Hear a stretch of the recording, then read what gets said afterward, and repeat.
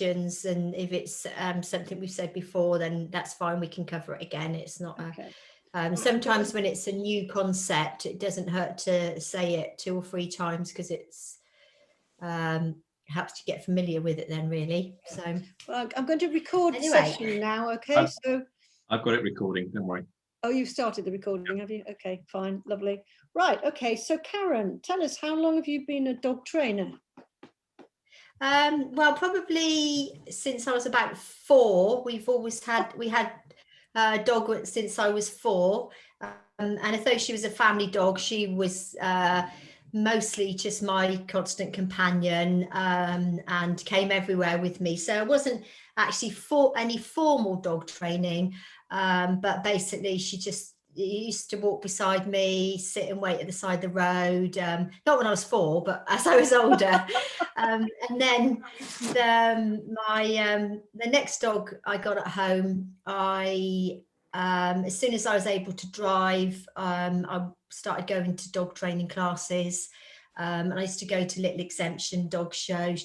But she wasn't a pedigree, so it was always like prettiest bitch or whatever. But I didn't know then. It was just good fun, and I was really lucky to get involved with a really good obedience club and get a lot of encouragement from one of the instructors, who saw that I had a need really to spend time with my dogs and do training, which, as a teenager, back then there wasn't so many people that would want to be doing things with their dogs. They'd rather be out at clubs or discos or that sort of thing. So you started working with your own dog very early on, but when did you actually start training other people?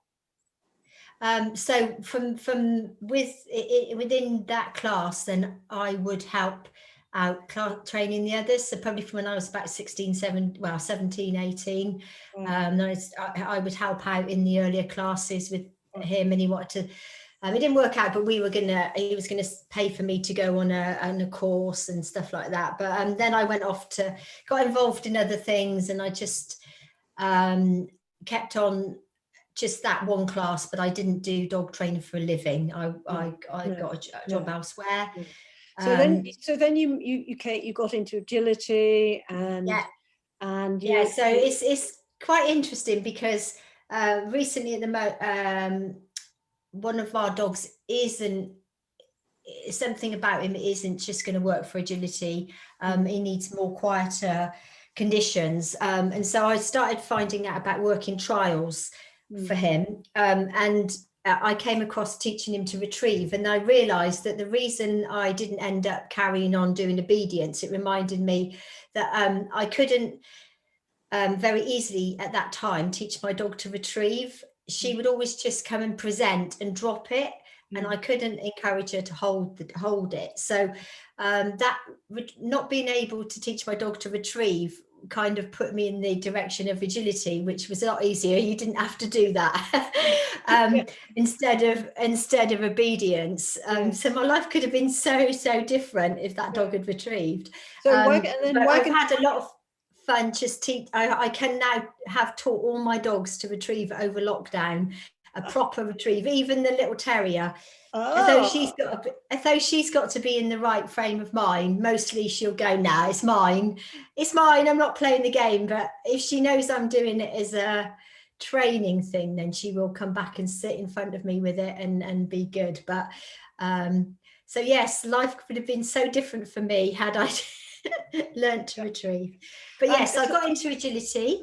And after a long time, the idea of Wag Tone came along, didn't it? And yes, so basically within agility, what tends to happen, well, it was a friend of mine as well, where you have the dogs when it's all these puppy classes, and dogs are doing puppy stuff, and then once they've left puppy class, there's really only competitive obedience or rally or formal agility, or so once they went from a puppy, they then went to a more kind of structured training, and most of those things were competitive.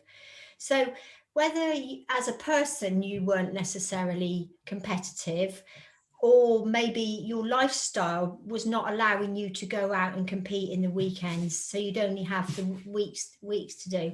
We kind of felt that there wasn't anything in a class structure that was just fun for people to do with their dogs, which included the movement aspect. So one of the things with agility, it's very easy to see that the dogs enjoy moving and running around with their handlers and doing things. And even the lesser agile people find that movement and being outside and the moving around with the dog, it's just, there's something intrinsic in people and dogs that we need to be moving. So my friend did Zumba, and she said, what we need is Zumba for dogs.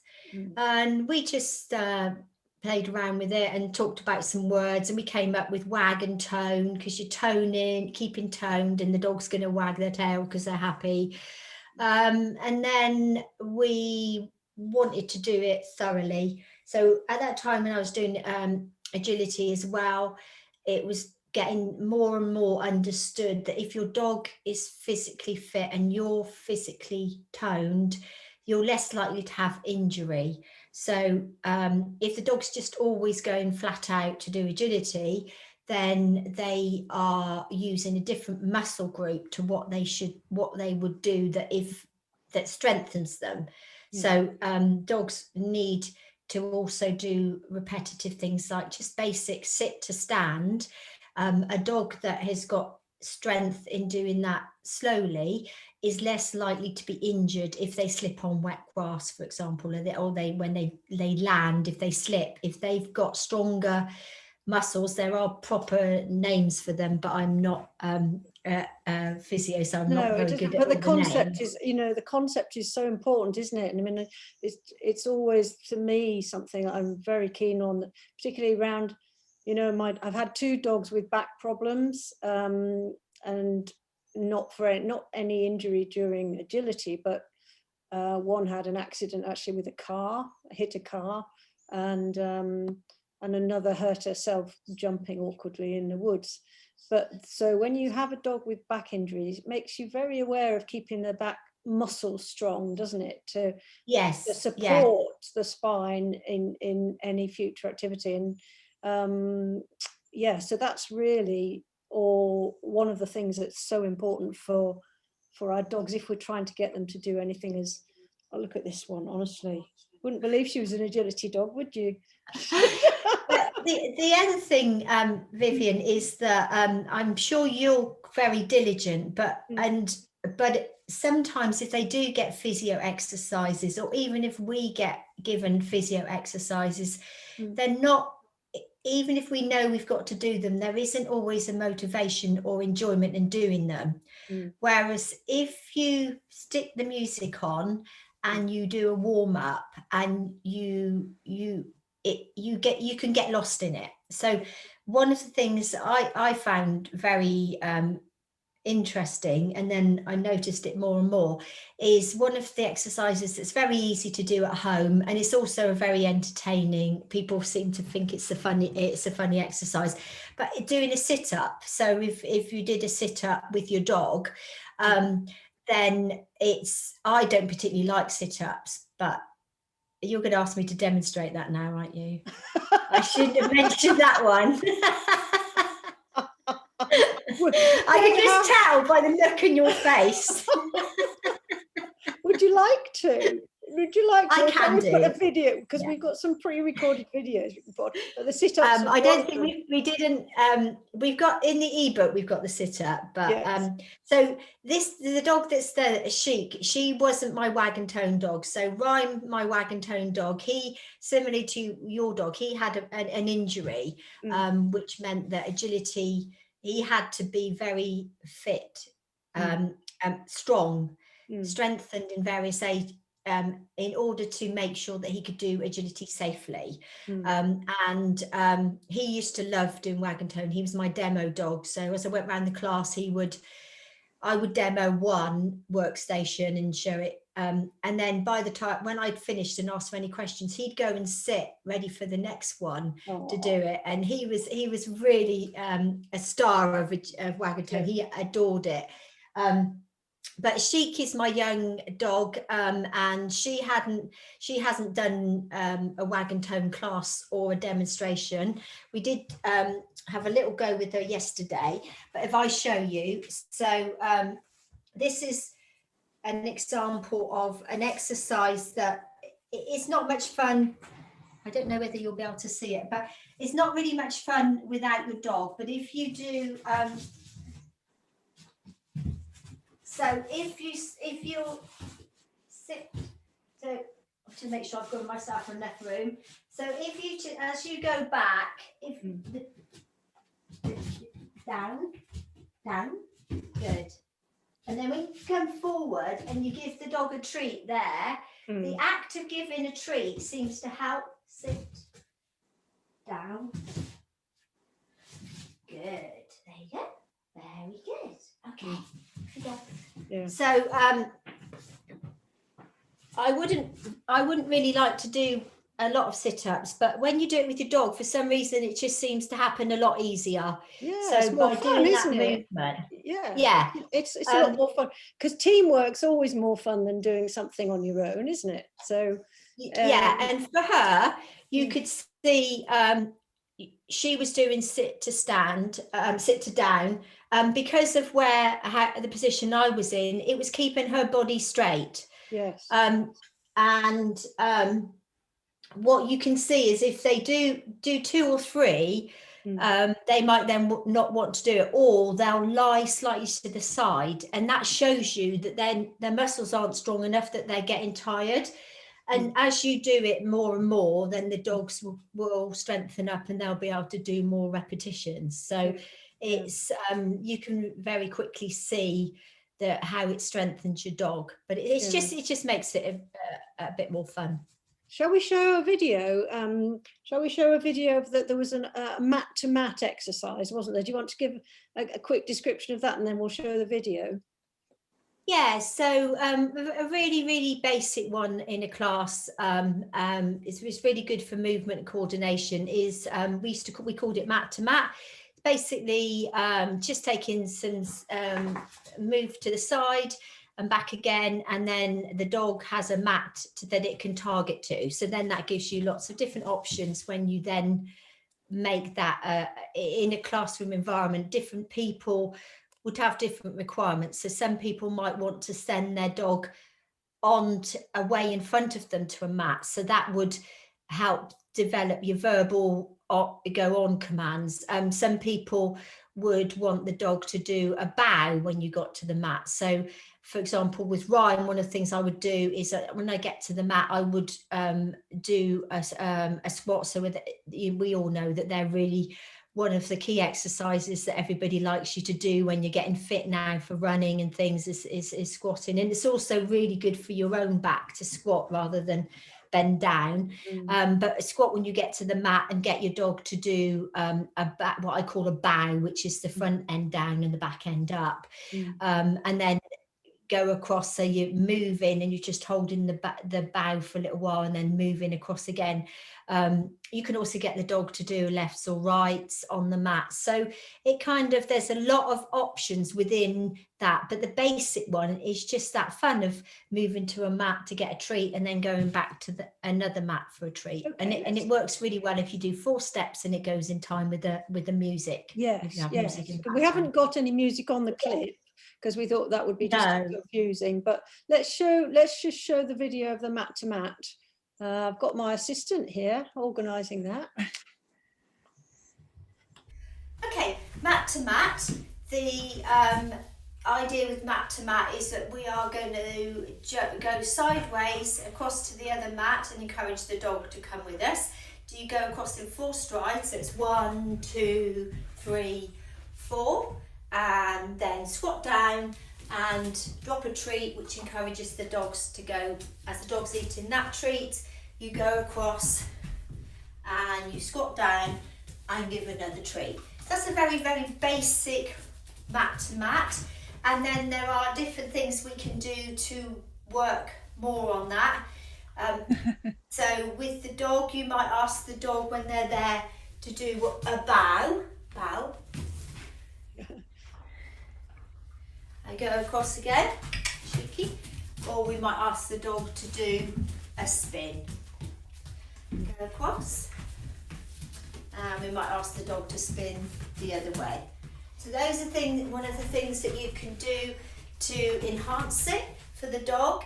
For you can obviously hold your squat a bit longer, or you can, as you're going from side to side, you could possibly bring in some arm movements, which makes it more aerobic.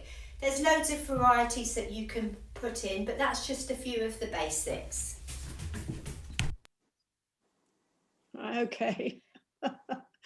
Well, we noticed that you go on, Karen. So you can see there with Sheep, that was the first time she'd done it. So with Rhyme, we taught him a beg. You know, they call it sit pretty or balance or whatever you call it, but it is begging. But since then, there's been quite a lot of talk about how good it is for your dog, and unless your dog is taught it it takes 6 weeks really to build up the muscle strength. Unless your dog has a really strong back, it isn't an exercise that's encouraged to teach. No. So I had never taught her to do that behavior, but for some reason she offers it. She just naturally likes to do it. Yeah, and for some reason, and unfortunately, we thought we have rewarded it. So she now will do that. If she's not sure what she's going to do, she knows that looks really cute if she does that. So she will offer that behavior. If I was going to do, probably, now I'm going to be doing some online Zoom classes with Wag Tone and using her, then I will develop that so it becomes a bit more precise and a trained sit pretty rather than what she offers. But you can see you know, even without me trying to do it in the music or anything like that, the joy of doing it encouraged her to do what I call a joyful behavior. So she finds that that's something, oh, I like doing that, it feels good. She's offering that, and she's never really, other than yesterday, and the reason I didn't do it with Rhyme is because he barks because he enjoys it, and in a online situation, in a class it's okay, you can absorb the bark, but in an online situation it's a bit intimidating. He's got a very strong bark, and it isn't always nice on the ears, so that she doesn't bark, so that's why I chose to demonstrate with her instead of him. Whenever I see you working with your dog doing any kind of Wag Tone, it always makes me think how much the whole working with them just in a small space like that, just those sorts of exercises, it seems really simple, but you can instantly see how much that enhances your relationship with your dog. Well, I think I was thinking about this more the other day, and I often say that dogs chose to come and live with us. They chose to live with people, and you know, other animals hang around us, and you can feed them and they'll come and everything, but dogs really do like to interact with us. They like to know what we're doing. They like to be involved.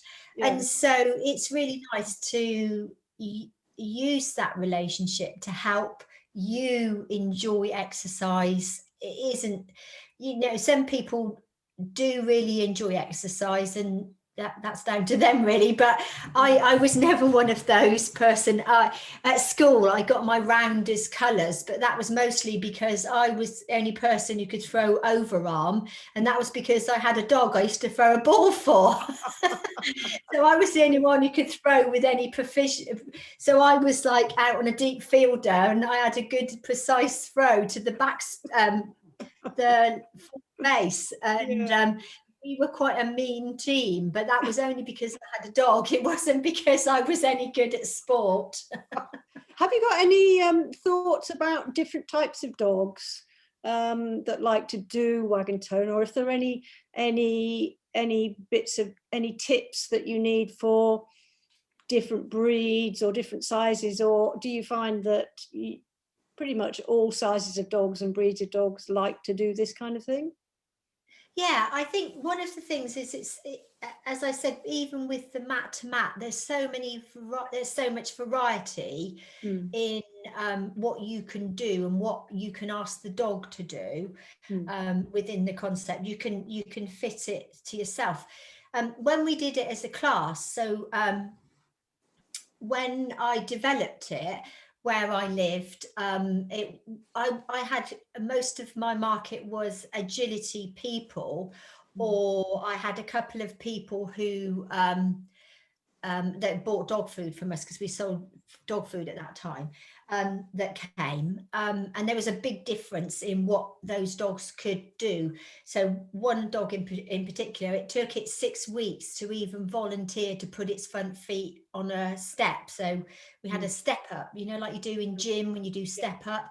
The dog would step up and then down, and we would step up and then down, and it was really good. But this one particular dog, it actually took it 6 weeks to volunteer, and I think that was to do with muscles, because 6 weeks is always, that's what they say when you're trying to mend. So I think it didn't know how to move like that.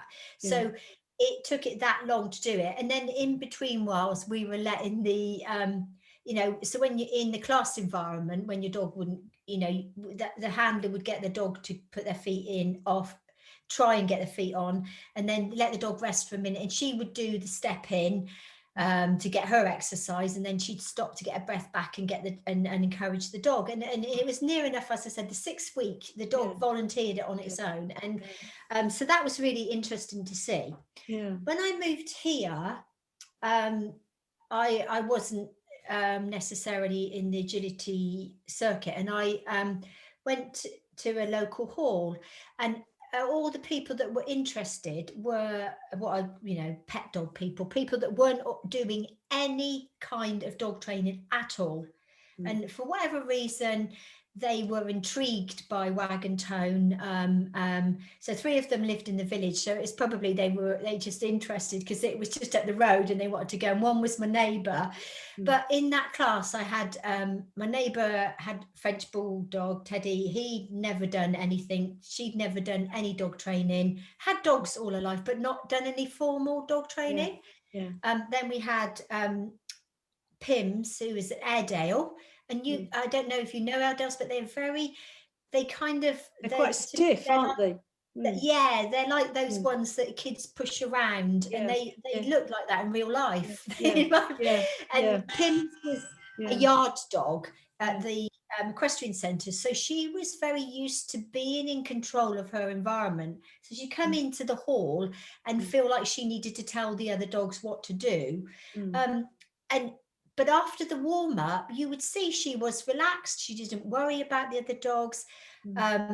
She hadn't gone to physio before she came to the class, but when there were some exercises that we were doing that we found that she didn't seem to want to do, and we had a discussion, then she realised that her dog was kind of lopsided. So I haven't really covered this, but in the class and in the book, it tells you very you have to work the dog both sides and ourselves both sides.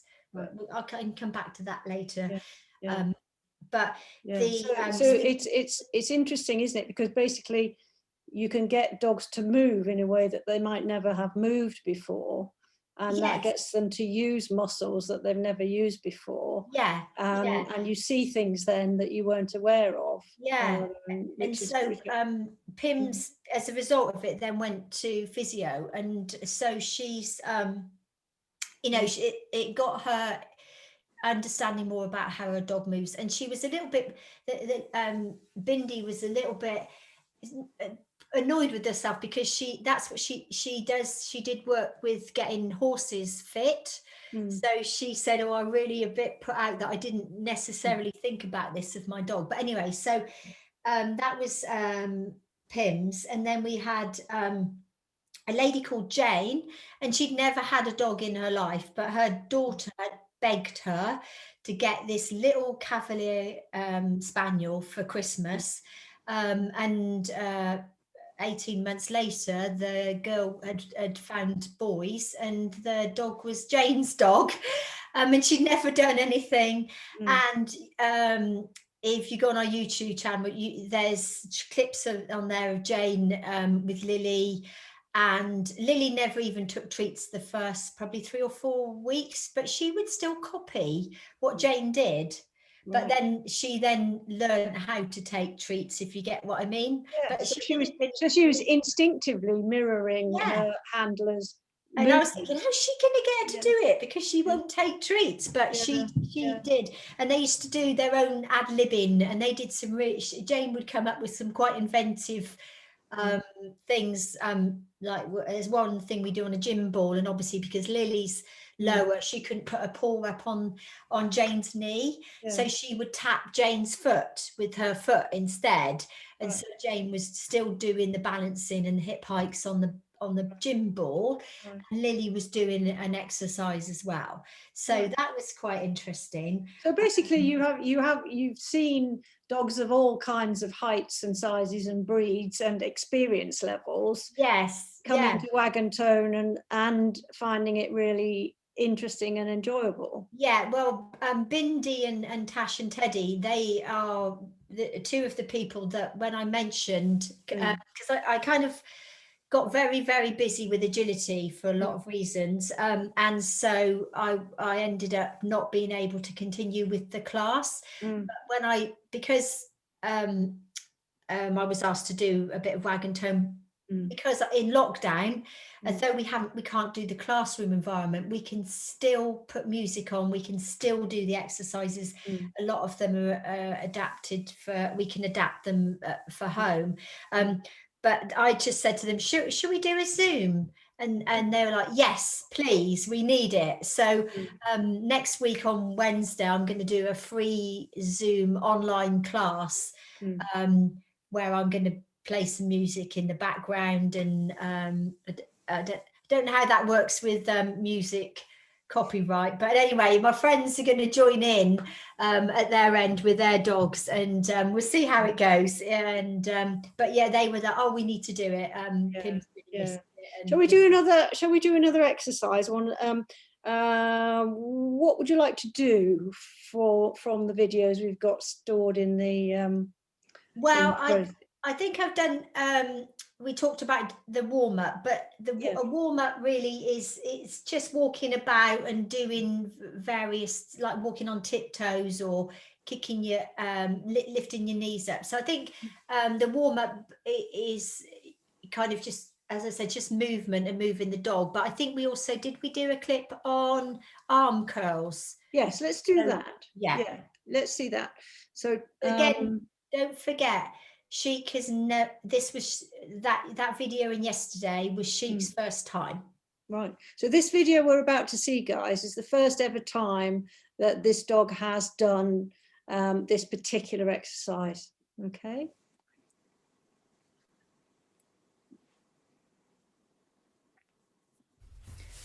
We're going to do some arm curls now. So when I'm doing this with my dog, I tend to do it kneeling, and I also think this works some other parts of my body here.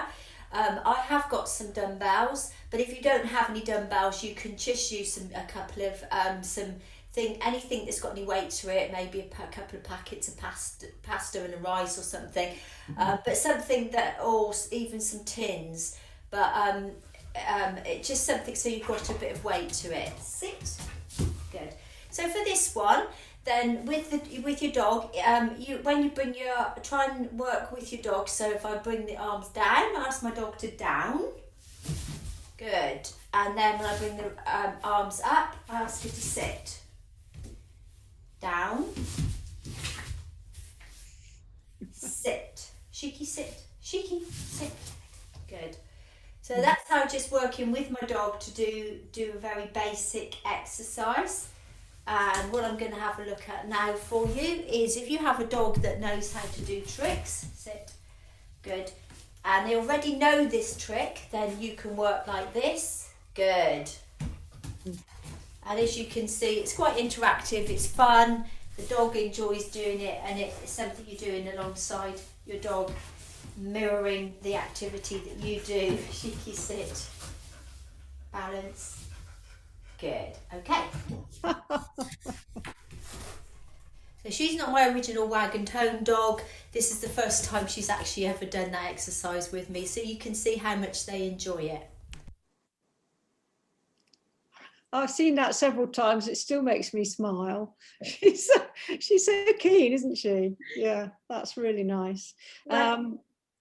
It is. I haven't really done. I did do some tricks with her when she was a puppy. I did a 6-week clicker class with her, so she has done tricks. But she was supposed to be my agility dog, and so I'd been kind of a bit obsessive, like people get with running contacts with her. So she hasn't really done the close work that Rhyme did when he was a puppy. He had different requirements. But the kind of dog he was, he needed a lot of work on being with me and working, and he did lots of strengthening exercises, giving a paw, giving balancing, or by giving a paw. It's surprising, even with her, you could see on that clip when I told her sit to down, and it is one of the things you may need to make sure you're not on a slippery surface. But I have got exercise mats here, but when I asked her to lie down, she slipped slightly to the side.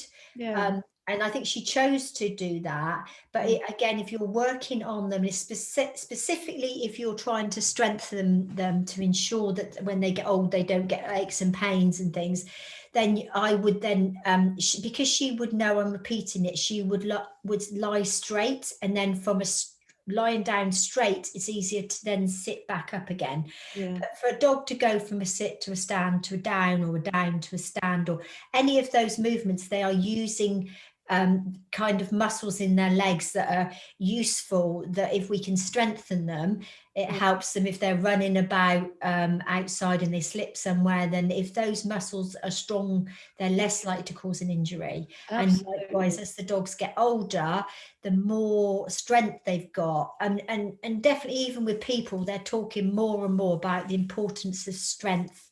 Obviously for our heart, we need aerobic, but for other things, strength training is becoming more and more. If you watch some of the health programs that are on, they talk about being strong as being important, and it's the same with our dogs. It really does help them. Yeah, absolutely. So I've got on my list here another little exercise that we talked about, which was chair dip sits, working with the chair. Yeah, okay. So all you need for this is a chair, which we've mostly got in our houses. And a dog. So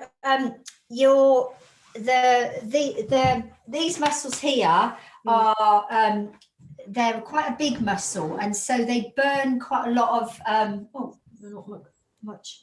Can't quite see. I don't think you can see me and the dog. Let's try. That's good. That's good. Get that out of the way. So a really good exercise is, we call it chair dip. So you stand on one leg. So you have the leg you stood on, lift the other leg up, and you've got a chair or something as a support. We'll go a bit further back, Cheeky. You're not going on the chair, love. Come on. Thank you. Good. And again, we're just going to do this exercise with the dog. So you can either, when you dip your leg, because your hand comes down, the dog's head will come down, and it will put them in a stand. So even without me telling her that, you could see, Cheeky, good, sit.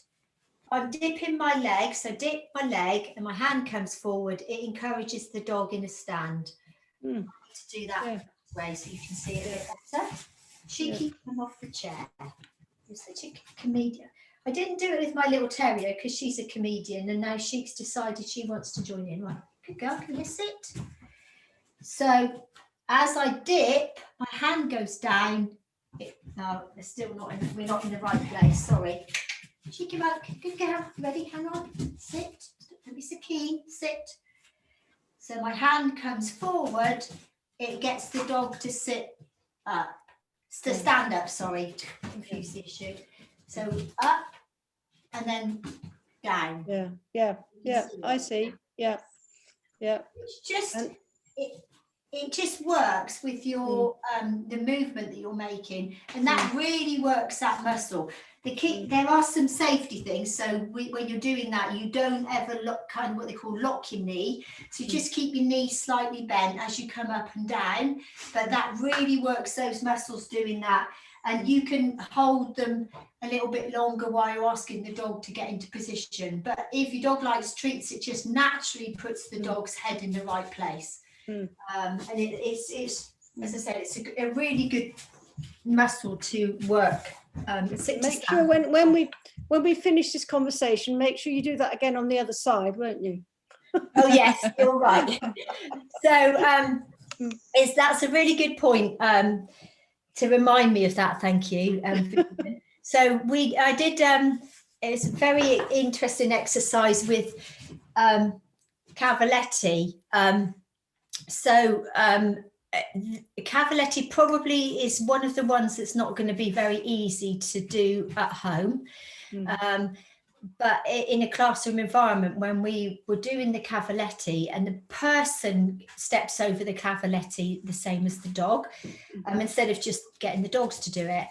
And I would I'd get everyone to watch if we were doing a demo somewhere, and you could see that people, when they go up and then turn round, some people would always step into the Cavaletti with their right leg, and other people would always step in with their left leg. So the same as us being left and right-handed, we are left or right-legged. And it's the same with the dog. So the step up, I don't think she hasn't done this one, so I don't know what she's going to make of that one. But with the step up, we would find that the dog, so she naturally stood up with her left foot there. Did you just go and get that? Sit. Good. So with the step up, wow, I haven't even. Well done. Very good. So interactive. So when I'm choosing to step up with, just naturally for me, the first choice of leg I put up is my left. So for me to keep balance, I would need to make sure that I step up with my right leg and then my left leg. And when the dogs are first learning the behaviour, we never ask them to choose a leg. Excuse me, rattling the treats right by the mic. But then when the dogs get a bit better at it,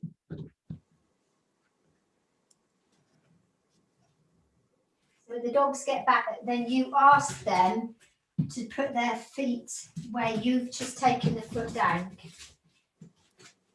So you see, she wants to put up, but that's it, good. Oh, I see. So you can see by asking her to give a paw instead and getting her on there, I can do it. So if you have a dog that's already balanced, well, no, your dog will always choose either a left or right leg.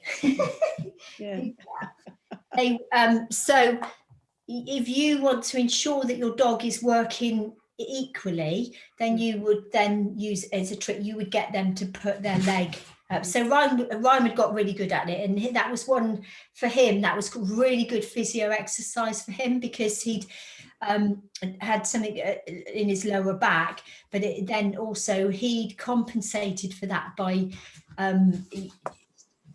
he got very stiff on one shoulder. And so for him he would always choose the other one because this one was tight. And so by asking him to do that in equal amounts, it was really good physio for him. So, but you could see, you could see how she wanted to engage. So, and she still does. It looks like I obviously ignore my dogs a lot, but no, that's really nice. Shall we let and see if anybody's got any questions? Yes. You can Trevor, can you unmute everybody? That was great. That was really good. I really didn't know what to expect from this.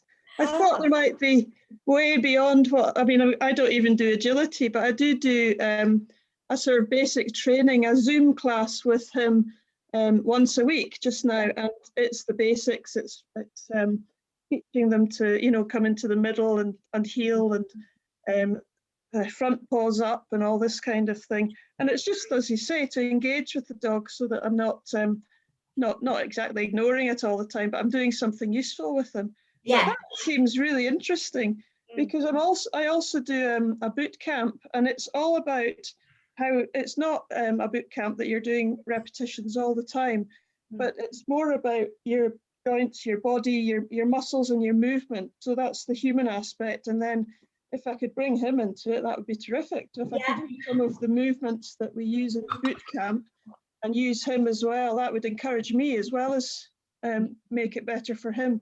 He's only 1.5 at the moment, so I don't have, obviously, well, I don't have any physical problems with him, but I presume, and I think I will do, because I know his father, his dad had arthritic hips and things like that. So I'm expecting as he gets older to have problems in that area anyway. And also he does a lot of jumping. When I throw the ball in a field or whatever, he'll jump up to get it. And at the moment it looks fantastic, but I know it could easily hurt his back or his back legs or something in the future. Yeah, I think the other thing as well is it is when you're doing it, it is actually quite tiring for them, because if you don't do the movements, they're having to think about how they're moving their body. So another exercise that you might like for movements. So do you do the Superman where you're on? Yes. Yeah. Yes. So when you do the Superman, then you can ask your dog to give a paw. Right.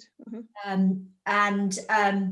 can do that either in a sit or a stand. So if they give a paw in a stand, so you tend to do the Superman and then give them a paw, then initially they might just give the paw just for a split second, but you might, and you would reward that, and then you would start to hold it a bit longer until eventually they can hold that for maybe 5 seconds. And then when you do the other side, obviously they're balancing on the other side, so you can either get them to go a bit further away, so they're extending the shoulder, or you can have it a bit higher. So you put your arm and balance out doing your exercise, and they're doing an exercise too. So you can start with it in a sit or do it in a stand, and that's a really, the dogs really like that one as well. I don't want to throw the gauntlet down, but Nikki Hinson, who does heel work to music, she won last year at Crufts. She used to come to my Wag Tone class for fun, you know, because when you're doing that kind of thing intense all the time, then sometimes you need to go and do something with another dog trainer that's not your thing, if you get what I mean. But she used to do the Superman high five, and her dog Nala used to lift the front paw and the back paw the same as she did it. I've not managed to teach mine how to do that yet, but I've got that as a video clip somewhere as well. But yeah. Oh, really? Yeah, I'd like to see that. Yeah. Good. So any other questions from anybody? No? Karen, are there any things that you would like to talk about that we haven't really covered? So I think I just obviously it's just the safety aspect really of that if you've seen a doctor, as with any exercise class, if you're under a doctor, you need to make sure that they're happy for you to do the aerobic or any of the physical classes. That when you start, do a warm-up. So there is in the book, there's really, really clear instructions how to do a warm-up. Sorry, she's Lady Muck. She has to have a blanket. She doesn't want to just lie on the floor. But so she, so you make sure you do a warm-up, and also when you finished. So we do the Wag Tone. I tend to put it to music. So I think it was 48 beats per minute, Trevor. I don't know if you remember, Mm. but it is in the book, but there's a particular beat that works really well with it, just because of the movement. The length for track is usually about 3 to 4 minutes, and that is plenty of time to do. It's a bit too long for sit-ups, to be honest, but some of the exercises, it's about the right length of time for you to be doing the exercise, and you wouldn't ask the dog to do their part the whole way through. And so that's quite good if you do it. So you do a warm-up, probably do about 3 or 4 exercises, have a drink, let the dog have a drink of water, and then maybe do another 3 or 4 exercises, and then we would do a cool down. So that's in a classroom environment. Probably at home you would probably just do 4 warm up, 4 exercises and a cool down. And the cool down is basically kind of just the opposite of a warm up, but getting slower. And then we would finish the cool down with just kind of not massage, because we're not trained massagers, but just rubbing your dog everywhere, and you go down the front legs. And again, we detail that in the ebook, but by getting to know your dog, so touching them and feeling down after exercise, you will feel if there's any part where they are a bit warm. So if you're feeling down the back left leg and it feels warm, then you'd feel the right leg as well, and then you'd go, oh, actually the right leg doesn't feel warm, so this muscle must be working differently to that one, and so potentially there's something not quite right in my dog or how I've done the exercises tonight.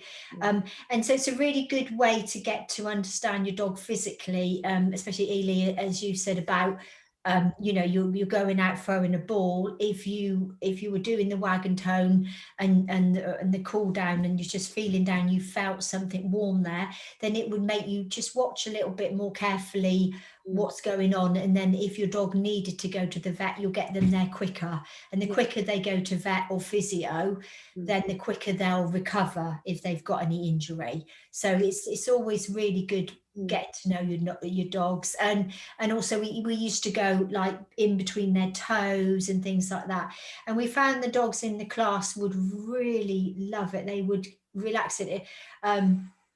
Pim's, it took her a while really to completely, she wouldn't really let Bindi ever touch in between her toes, but it took her a while just to be able to touch her back legs, but eventually over time she would do that, and it would be a really nice end to the class. So as I mentioned, Bindi, Pim's was a yard dog, and she wasn't really a dog lover. But by the end of a class, or even sometimes at half time when they were all having a drink of water, she would be able to interact with the other dogs because they'd all been exercising together. And then when they do the cool down at the end of the class, that she could stand and talk with other dogs, which is something she couldn't do when she first came into the class. So doing the exercise kind of helps you relax, and then the cool down helps you relax further. And it's also worth just having a stretch yourself. So just the normal, your pulling your, that the calf stretches where you stand. It's not very good for you to see, but in a classroom environment, we would each person would volunteer a stretch, so that we would all be doing a different stretch each week and things like that. So that was quite good fun. But it's quite we have some specific ones that are in the ebook, but it's also another thing about learning. So when you're doing these exercises with your dog, you might think, oh, the dog offers something, oh, that's interesting, I wonder what muscle that works, or I wonder why the dog wants to do that or not do it. And then there's always things that you can research now on the internet. You get to know your sources and where they're good and not, but you can find out a lot about exercise, about your dog, about exercises for yourself, and it's just a bit more interesting to be able to do it together. Oh yes, so that's really the nub of it, isn't it? Is working together makes it more fun for you, more fun for your dog, and generally more positive for lots and lots of reasons in terms of your relationship with your dog, and your knowledge of your dog and your awareness of your dog's body and physical attributes. Yeah. So generally it's a good thing, we think. Oh, I love it. Yeah. Has anybody else got anything to say before we wrap up? Because I think Tui wants to take the stage here, doesn't she? Why can't I be the superstar of this Zoom class? Oh no, it's a good thing she had to run around the woods this morning, otherwise she'd be a little bit more active. So thanks a lot, Karen. I think that will do for today. Okay. Thanks everybody. Thanks very much, everybody who Thank you, joined. Trevor. Yeah. Thank you. It was great. Yeah. So we've set up, I don't know whether you can see in the chat, but we've set up a special discount for just a few days after this Zoom. So there's a 20% discount with a code that we put on the chat for the Wag Tone ebook, if anybody is interested in that. Thank you very much. All right. Thanks everybody for joining in. Thank you for asking me, Vivienne, and take care. And you. And bye-bye, Chic. Anybody, if you want to PM me or anything, or message me via Vivienne, I'm quite happy to answer any further questions. Or yes, I mean, you've got a Wag Tone presence, haven't you, on Facebook that people connect with? Yes, yeah, there's a Wag Tone Facebook page. There's a Wag Tone YouTube channel. Right. And I'll be doing that. It's Wednesday. The details are on the Wag Tone Facebook, but Wednesday Zoom class. But the class is, I'm just going to do it. It's not an instructing class, so you can join in, but you might not know the specifics of the exercises and what we do, but you can see them, and you can see that the dogs enjoy them. The ebook is really clear on which muscles that it's useful for you, and which muscles your dogs are using in the particular exercises that we've set up through there. And I think there's at least eight exercises, if not more, but it is very specific on it was checked over by a fitness instructor and also my physio at the time when I lived down in the south. She read it all through. She really liked it. When I moved up here, I showed my dog physio and she was very encouraging and said it was super. So it is very more, the ebooks, like I'm sort of just showing it, oh, you can do this, and maybe it looks a little bit just casual, a little bit. Yes. But in the book it is thorough and professional. That's the word I was looking for. Oh, we all think you look very professional, Karen. No, that's fine. No, that's great. So so the lots more information in the ebook, and there's more activity online with Wag Tone if anybody wants to follow up on it. So Wag Tone Facebook, Wag Tone YouTube. Yeah. Right. Oh, and our clock's just setting off. That's good. That must mean it's time to finish. Okay. Thanks again, everybody.